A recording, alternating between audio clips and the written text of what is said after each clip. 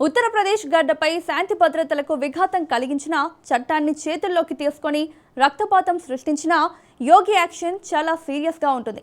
ముఖ్యంగా మత కల్లోలాలు సృష్టిస్తే ఎంతటి అండర్ వరల్డ్ మాఫియా డాన్ అయినా పాతాళంలో దాక్కున్నా లాక్కొచ్చి లెక్క సరిచేస్తామనేది యోగి మార్క్ పాలసీ. తాజాగా మరోసారి అదే రిపీట్ చేస్తున్నారు. సంభాల్లోని షాహీ జామా మసీద్ సర్వే సందర్భంగా దారులకు తెగబడి నలుగురి ప్రాణాలు తీసిన కుట్రదారులపై యోగి సర్కార్ యాక్షన్ మార్చేసింది. సంభాల్లో రక్తపాతానికి మాస్టర్ మైండ్గా వ్యవహరించిన మోస్ట్ వాంటెడ్ గ్యాంగ్స్టర్ షారిక్ సత్తా చుట్టూ ఉచ్చు బిగుస్తోంది.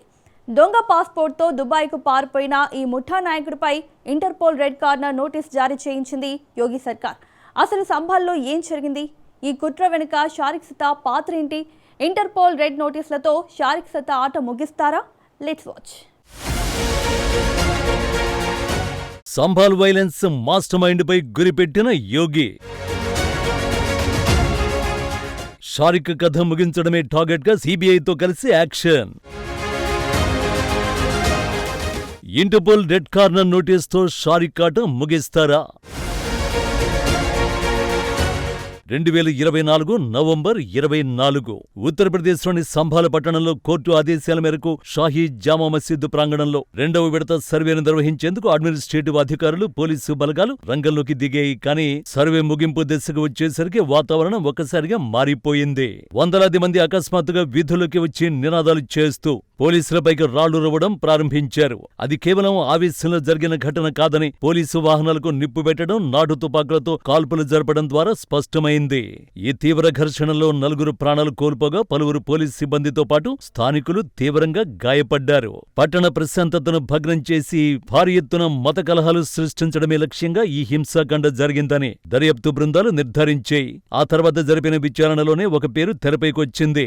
అదే షారిక్ సత్తా.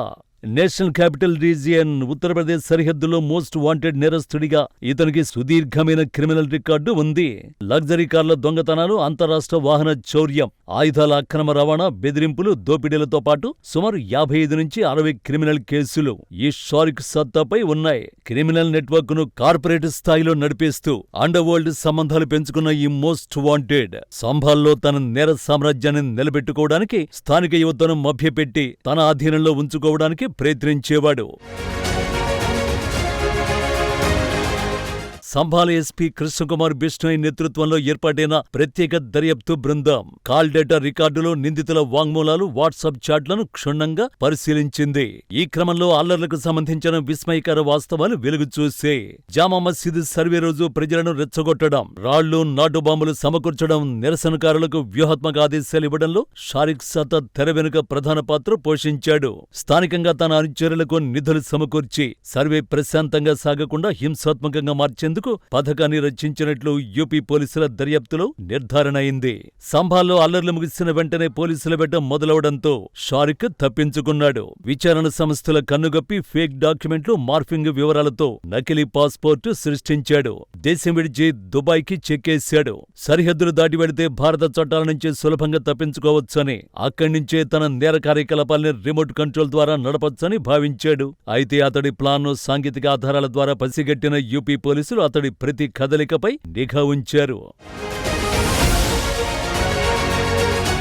పోలీసుల సమన్లో వారెంట్లను బేఖాతరు చేస్తూ పరారీలో ఉన్న షారిక్ సత్తాను స్థానిక న్యాయస్థానం పరారీలో ఉన్న నేరస్తుడిగా ప్రకటించింది. దీంతో యూపీ పోలీసులు అతనిపై కఠినమైన చట్టపరమైన చర్యలను ప్రారంభించారు. సిఆర్పిసి సెక్షన్ 82, 83 కింద నిందితుడి స్థిరాచర ఆస్తుల్ని అటాచ్ చేసే ప్రక్రియను ముమ్మరం చేశారు.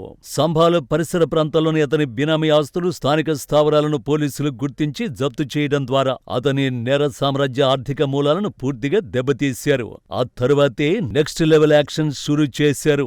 విదేశాల్లో తలదాచుకున్న ఈ మాస్టర్ మైండ్ ను రప్పించడానికి యూపీ పోలీసులు దేశ అత్యున్నత దర్యాప్తు సంస్థ అయిన సిబిఐని ఆశ్రయించారు. ఇండియాలో ఇంటర్పోల్ వ్యవహారాలను పర్యవేక్షించే నేషనల్ సెంట్రల్ బ్యూరోగా వ్యవహరిస్తున్న సిబిఐ ద్వారా ఆధారాలన్నింటినీ సమర్పించారు. సంభాల్ హింసాకాండలో షారిక్ సత్తా పాత్ర, అతని నేర చరిత్ర, నకిలీ పాస్పోర్టు వివరాలతో కూడిన సమగ్ర నివేదికను పంపడంతో ఇంటర్పోల్ ప్రధాన కార్యాలయం గ్యాంగ్స్టర్ షారిక్ సత్తాపై అధికారికంగా రెడ్ కార్నర్ నోటీసు జారీ చేసింది. ఇంటర్పోల్ రెడ్ కార్నర్ నోటీసు జారీ కావడంతో షారిక్ సతా అంతర్జాతీయ ప్రయాణాలపై పూర్తి ఆంక్షలు అమల్లోకొస్తాయి. ప్రపంచవ్యాప్తంగా ఉన్న 195 సభ్య దేశాల ఇమిగ్రేషన్, ఎయిర్పోర్ట్ అథారిటీల వద్ద అతని వివరాలు నమోదవుతాయి. ప్రస్తుతం యూఏఈలో ఉన్న అతన్ని స్థానిక పోలీసులు ఏ క్షణమైనా అదుపులోకి తీసుకునే వెసులుబాటు కలిగింది. అనంతరం భారత్, యూఏఈ మధ్య ఉన్న నేరస్తుల అప్పగింత ఒప్పందం కింద అతన్ని భారత్కు రప్పించే ప్రక్రియ వేగవంతం కానుంది.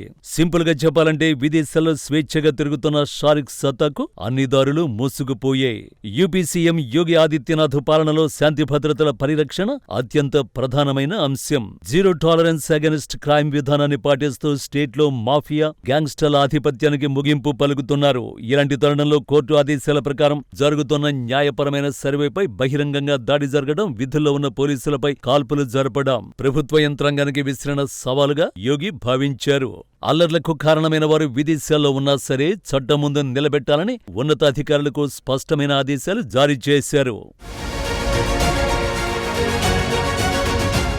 ఇక సంభాల్ వివాదం విషయానికొస్తే షాహీ జామా మసీదు నిర్మాణమే ఈ వివాదానికి కేంద్ర బిందువు. 1526లో మొఘల్ పాలకుడు బాబర్ ఆదేశాల మేరకు అక్కడున్న ప్రాచీన హిందూ దేవాలయాన్ని కూల్చివేసి ఈ మసీదు నిర్మించారనేది హిందూ పక్షాల ప్రధాన వాదన. ఇది పురాతన శ్రీహరిహర మందిరమని, పురాణాల ప్రకారం కలియుగాంతంలో శ్రీ మహావిష్ణువు 10వ అవతారమైన కల్కి భగవానుడు జన్మించే పవిత్ర పుణ్యక్షేత్రం ఇదేనని వారు కోర్టును ఆశ్రయించారు. మసీదు ప్రాంగణంలో ఆలయ స్తంభాలు హిందూ సంస్కృతికి సంబంధించిన పురావస్తు ఆధారాలు, శాసనాలు ఉన్నాయని, వాటిని వెలికితీసేందుకు కోర్టు కమిషనర్ ద్వారా సమగ్ర వీడియో నిర్వహించాలని స్థానిక కోర్టులో పిటిషన్ దాఖలు చేశారు. ఈ పిటిషన్ను విచారించిన సివిల్ కోర్టు వాస్తవాలను తేల్చేందుకు సర్వేకు ఆదేశించింది. తొలి విడత సర్వే ప్రశాంతంగానే ముగిసిన అసలు నిజాలు బయటపడతాయన్న భయంతోనే కొందరు స్థానిక గ్యాంగ్స్టర్లు, మత ఛాందసవాదులు పథకం ప్రకారం రెండవ విడత సర్వేను అడ్డుకునేందుకు హింసకు తెగబడ్డారని పోలీసులు తేల్చారు. నిజమేంటంటే సంభాల్ ఆధ్యాత్మిక కేంద్రం అనడానికి కొన్ని వందల ఆధారాలు బయటపడ్డాయి. 68 పుణ్యక్షేత్రాలు, 19 పవిత్ర బావులు వెలుగులోకొచ్చాయి. ఇక సంభాల్ ఘర్షణల అనంతరం యోగి ప్రభుత్వం అత్యంత కఠినమైన నిర్ణయాలు తీసుకుంది. సీసీటీవీ కెమెరాలు, డ్రోన్ ఫుటేజీలు, సోషల్ మీడియా వీడియోల ఆధారంగా అల్లర్లలో పాల్గొన్న వందలాది మందిని గుర్తించి కటకటాల్లోకి నెట్టేసింది. ప్రభుత్వ, ప్రైవేట్ ఆస్తులకు జరిగిన నష్టాన్ని నిందితుల ఆస్తుల నుంచే రికవరీ చేసేందుకు చర్యలు ప్రారంభించింది. అక్రమ నిర్మాణాలు, నేరగాళ్ల స్థావరాలపై చట్టబద్ధమైన కూల్చివేతలు చేపట్టడంతో పాటు సంభాల్ ప్రాంతంలో ఎటువంటి అవాంఛనీయ ఘటనలు పునరావృతం కాకుండా పటిష్టమైన పోలీసు బందోబస్తు, నిఘా వ్యవస్థ ఏర్పాటు చేసింది. శాంతికి విఘాతం కలిగించి అమాయకుల ప్రాణాలను బలి తీసుకునే కుట్రలకు ఎవరూ అతీతులు కారని ఈ పరిణామాలు స్పష్టం చేస్తున్నాయి. ఇంటర్పోల్ రెడ్ కార్నర్ నోటీసు జారీ కావడంతో షారిక్ సతా చట్టం నుంచి ఎక్కువ కాలం తప్పించుకోలేడనేది స్పష్టమైపోయింది. షారిక్ సతాను స్వదేశానికి తీసుకొచ్చి కోర్టు బోనులో నిలబెట్టే రోజులు దగ్గర పడ్డాయి. వ్యవస్థను భయపెట్టాలని చూసే నేరగాళ్లకు చట్టం ఎంతటి తీవ్రమైన గుణపాఠం చెబుతుందో ఈ ఆపరేషన్ సంభాల్ నిరూపిస్తోంది.